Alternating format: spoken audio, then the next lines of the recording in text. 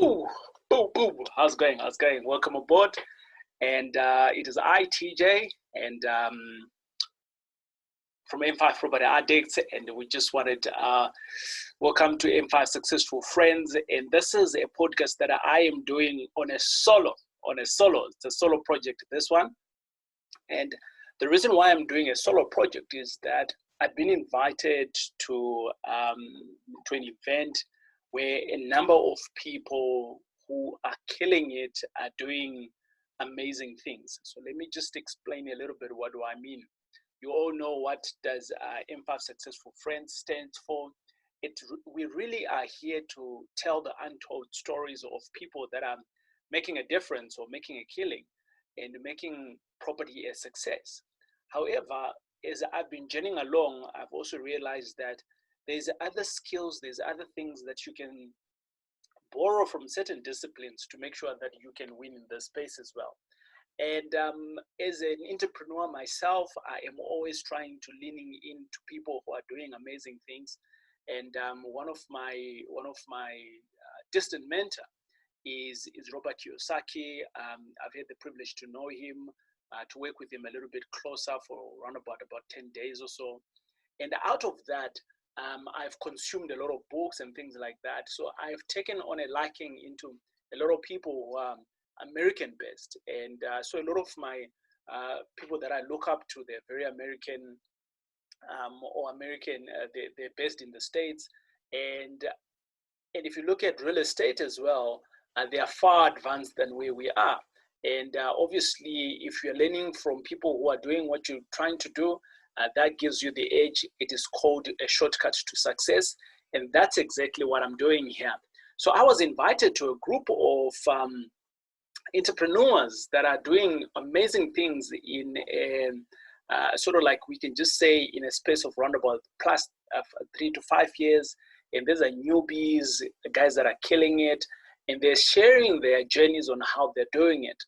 And so we jump on a Zoom call. I had the privilege to be on a call with a guy called Lecrae. And you can see the smile on my face, because now that I know who Lacrae is, I can have that smile. But basically, I didn't know who Lecrae is until we were on the call. And I listened to him, and this whole podcast is just about to tell you what I've learned from him as a person in the 20-30 minutes that he was able to present. And I'm hoping that in the same 20 to 30 minutes, I can be able to hit back to you on how he hit my heart, right? So I'm going to speak from the heart here in terms of what is it that I learned from Lecrae. So who's Lecrae? For those who are in the know, let me just start off by saying, when I listened to him, I consumed, and it hit me. And after I realized who he is, so I decided to go to my son and ask my son, does he know Lecrae? So my son, he's 12 years old. Tawana, you all know him. And I said to him, Wana, that's a shortcut. Wana, do you know Lecrae? And his facial expressions was like, yes, Dad. And it was almost like his yes was almost like I needed to have known this guy as well. Or should I say, do you not know him? Or so I said, oh, okay. What does he do? And he said, well, he's one of the greatest rappers. So I'm like, okay. I thought Tupac was one of the greatest rappers. So clearly I'm old school here, right? So I said, oh, okay. Which songs does he sing? He says it's not just a singer. He also does producing. I'm like, yeah, I know that because I listened to Lecrae. And Wana went on to tell me a little bit more about Lecrae. And but this was some of the things I want to jump into exactly on how Lecrae kind of like indicated what should I say the whole presentation that he gave, right? To a point where it hit me very emotional, but not just from emotional perspective, from, oh, actually there's other guys out there who are in the same boat with me. They're more successful than I am.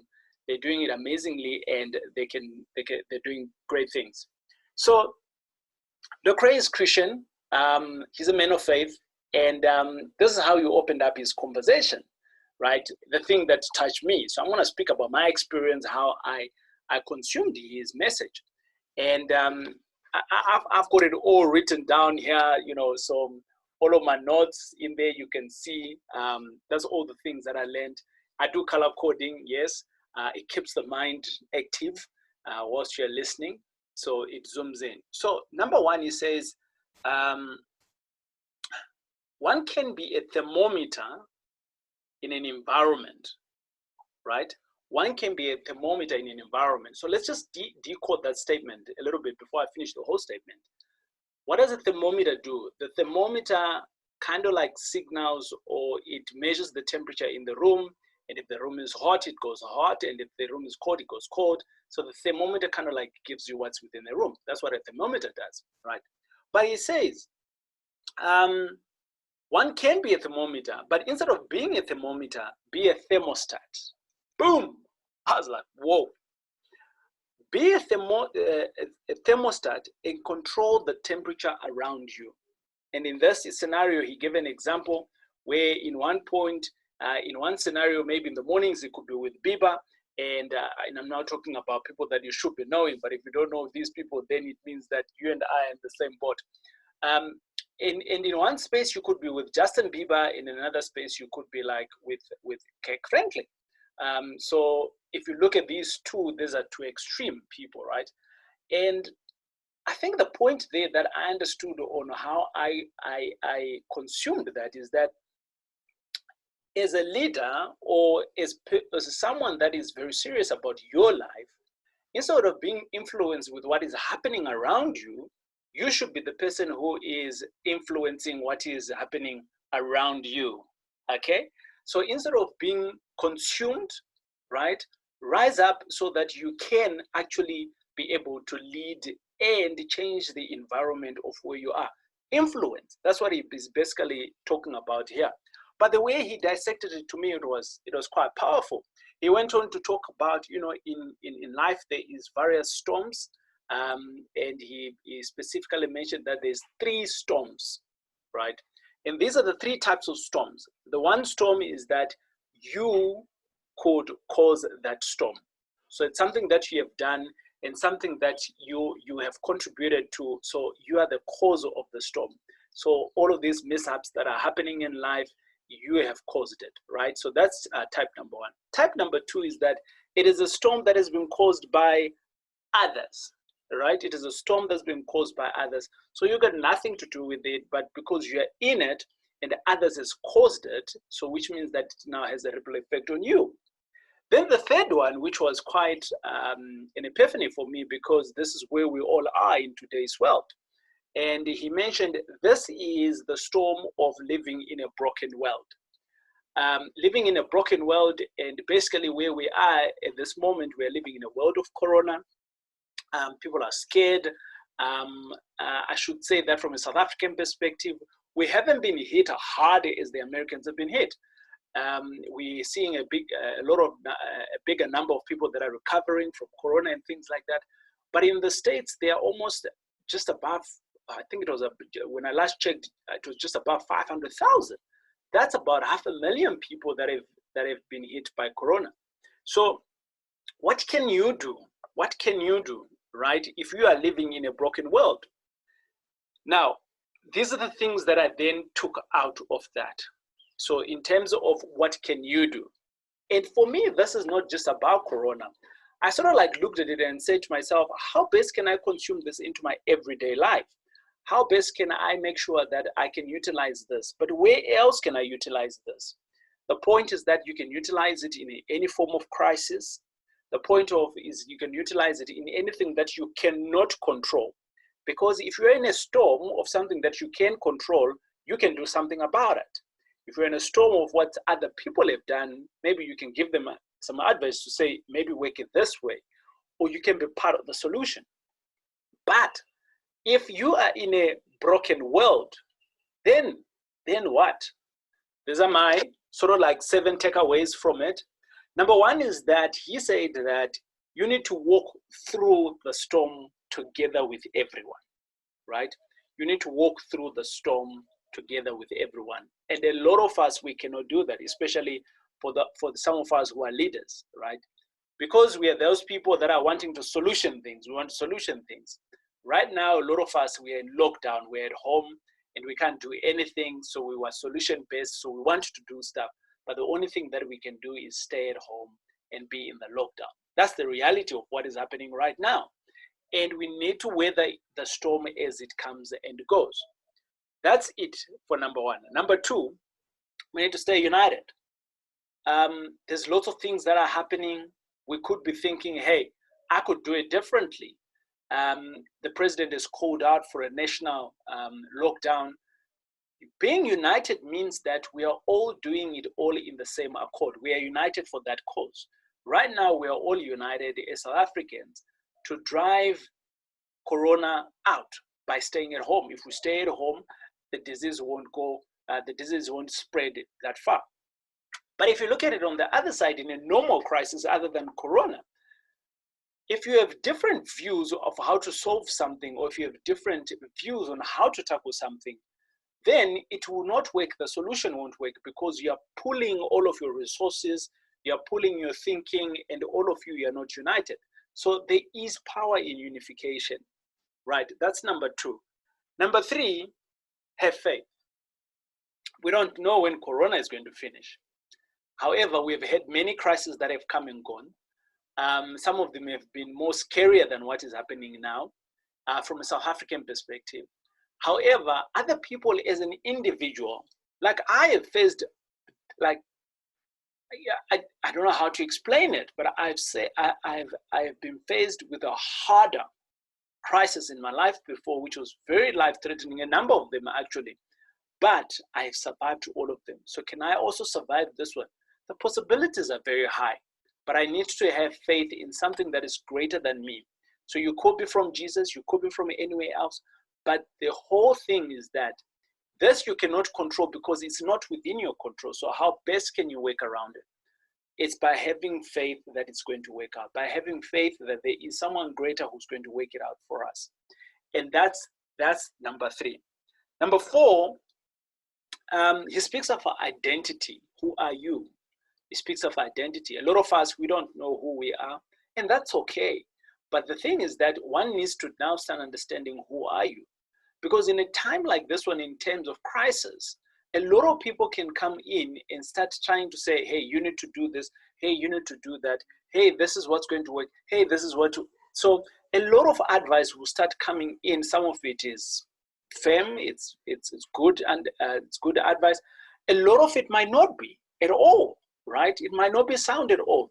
But if you understand who you are and you know who you're from and you know for a fact who you are, the identity that is in you can actually take you through this whole process.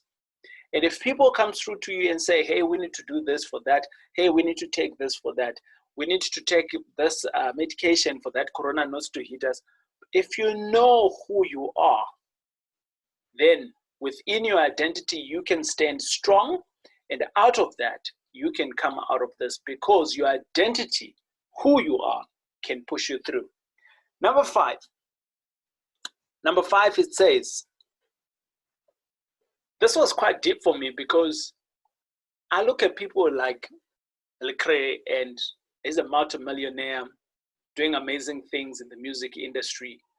And this is someone that I would say from an African perspective, he has got lots of money. I mean, South Africa right now, we are what, 1 to 20 with the US dollar.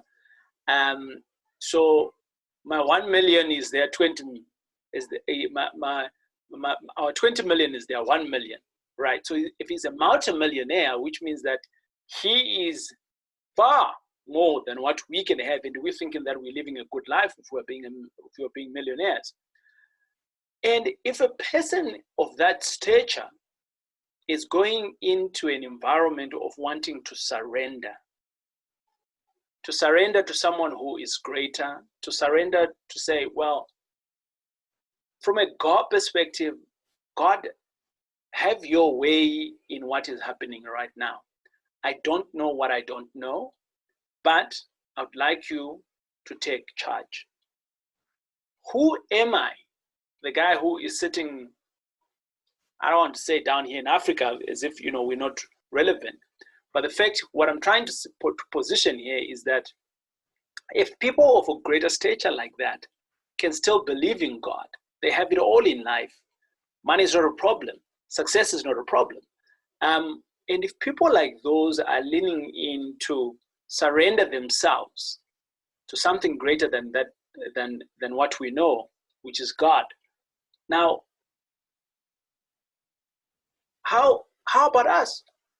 How about us who are at the bottom of the rank? We could be successful in our own right, yes, but it resonated to me to the fact that sometimes it's not about money.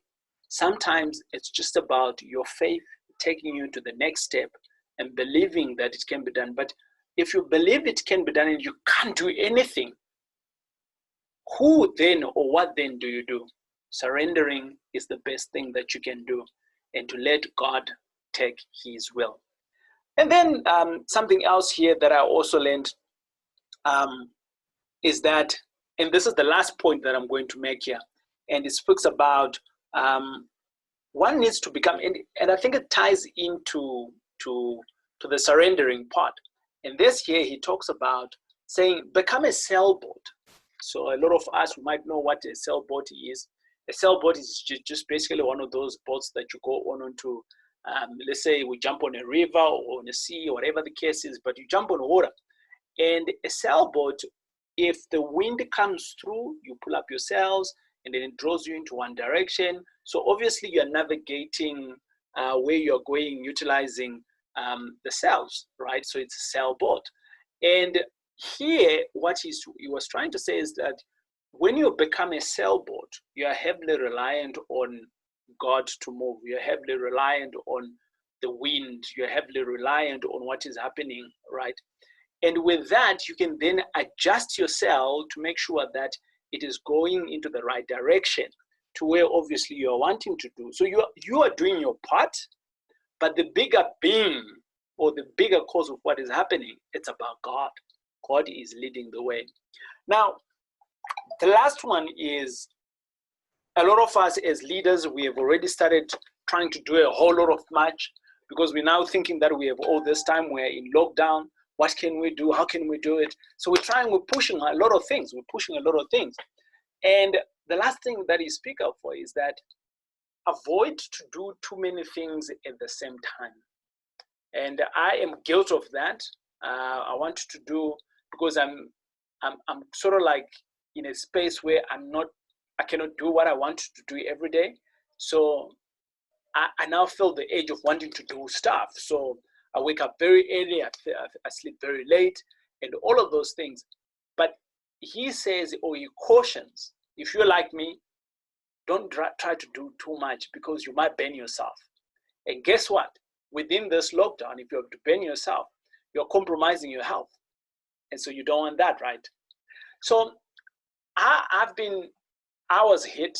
I spoke from the heart. I spoke from my notes on what I learned, the 7 things that I learned from Lecrae. An amazing guy. I've now started following him on some of the pages, but I enjoyed that call. And for the fact that he is just a human being just like me, I think he's celebrating, him and his missus are celebrating their birthday within this month. And I just want to shout out to him and say, happy birthday, man. And thank you very much for giving your time, your 30 minutes to the people that were on the call. They were saying that there was about 20,000 of us who were on that same call. But I think I took out from where I was sitting down here in South Africa, I consumed the information. And it is my goal in M5 Successful Friends to share with you the untold stories. I know that there's many people of us on here on this call, on this podcast. So I'm hoping that this information is going to help you to move forward. Whilst we are in lockdown, the entire world is actually in some form or shape of a lockdown. But if you're not, good for you, your country is not going through this. But from what I see from statistics, kind of like the whole world is going through this pandemic. I hope you stay strong. I hope that you'll be able to come out of this as we all do. and believe in something else greater than what you are now, right? And yeah, so from a closing, this is it. This is what we stand for, M5 Successful Friends, telling you the untold stories and raising the bar of our individuals, raising the bar of me as a person. And that's why I share this information. I didn't want to consume it for myself, but I also wanted to share with you so that you too can rise up and become greater. My name is TJ. I am these. I'm from M5 Property Addicts, and it's been great hanging out with you. I'm hoping that you enjoyed this. If you enjoyed it, share it with someone else. God bless. Cheers. Goodbye.